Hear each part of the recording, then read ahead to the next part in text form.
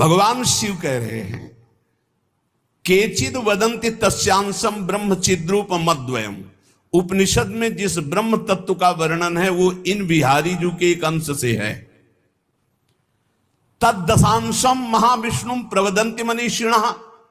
मनीषी लोग जो शास्त्र के ज्ञाता जन हैं वो कहते हैं कि वृंदावन बिहारी श्री लालजू के दशा अंश से महाविष्णु का अवतार हुआ। तद दशांशम महाविष्णु प्रवदंति मनीषिणः, ये पद्म पुराण पाताल खंड।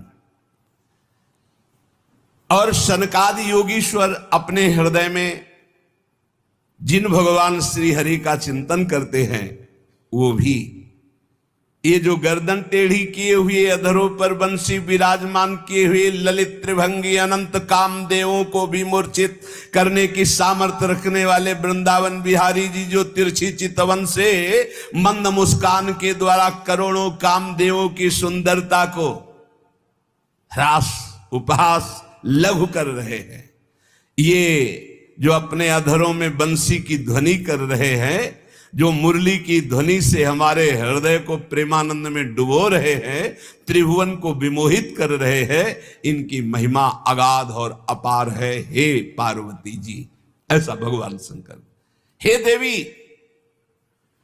जिनके नखचंद्र किरणों की महिमा का वेद अंत नहीं पा सकते हैं, तो वेद प्रतिपादित धर्म में चलने वाले ब्रह्म ऋषि कैसे पा सकते हैं।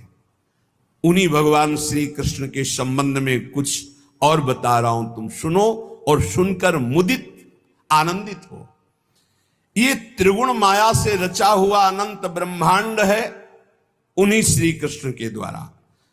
उन्हीं श्री कृष्ण के द्वारा ब्रह्मा विष्णु और मैं महेश्वर प्रकट हुआ हूं। जितने भी देवता दैवी शक्तियां सब उनके करोड़वें करोड़वें अंश से उत्पन्न हैं।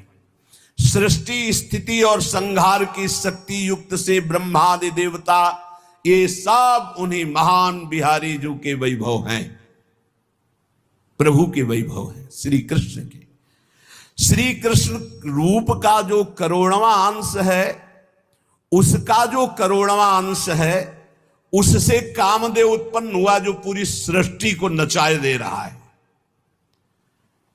सोचो, श्री कृष्ण के करोड़वें अंश के एक अंश के करोड़वें अंश से कामदेव प्रकट होकर पूरी सृष्टि को नचाए दे रहा है।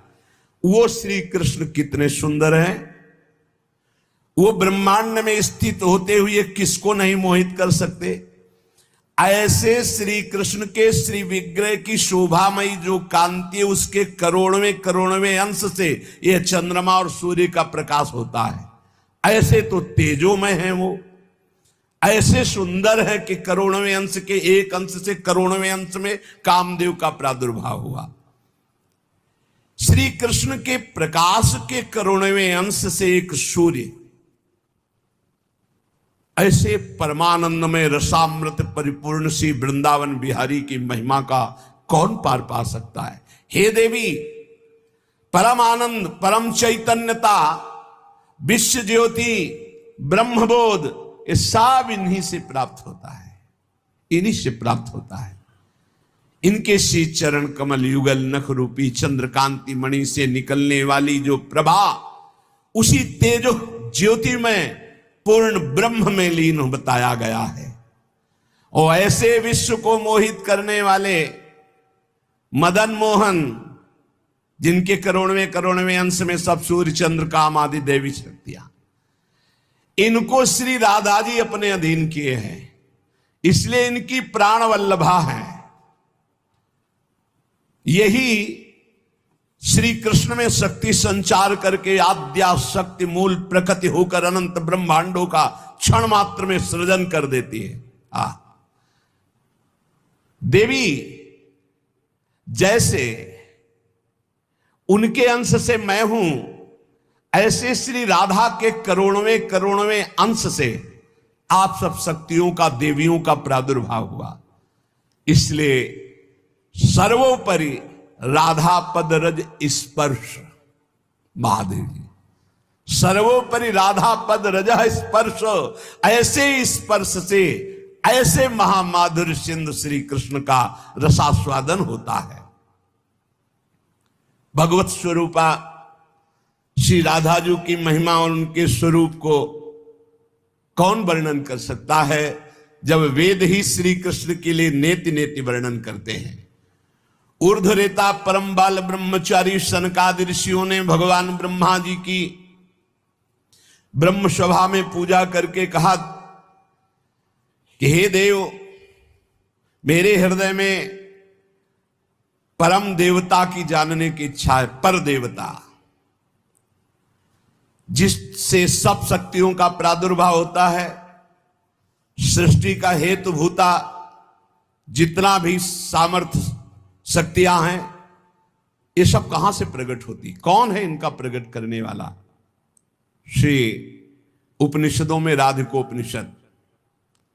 सनकादि के प्रश्न को सुनकर ब्रह्मा जी बोले, पुत्र वैसे तो ये बहुत गुह्य विषय है, गुप्त विषय है, अत्यंत गुप्त रहस्य भी अधिकारी के सामने बोल देना चाहिए।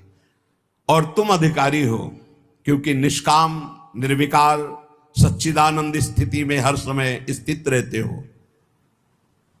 पर तुम किसी और के सामने प्रकट मत करना। देखो, हर जगह पहले शर्त रख ली गई, इसे गुप्त रखना।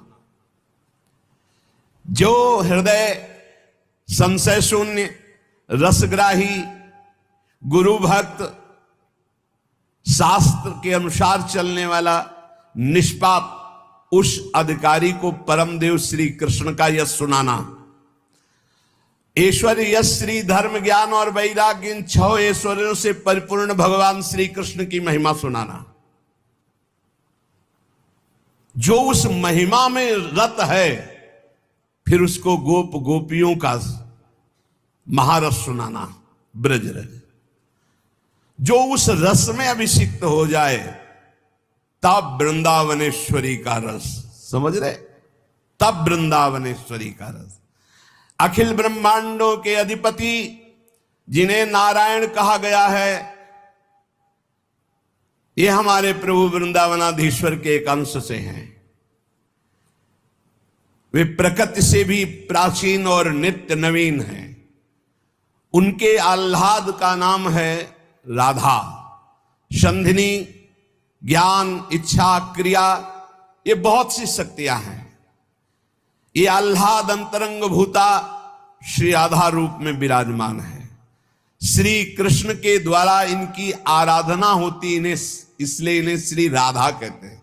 श्री कृष्ण सदैव आराधना में तत्पर रहते हैं, श्री कृष्ण का सदा समाराधन करते हैं।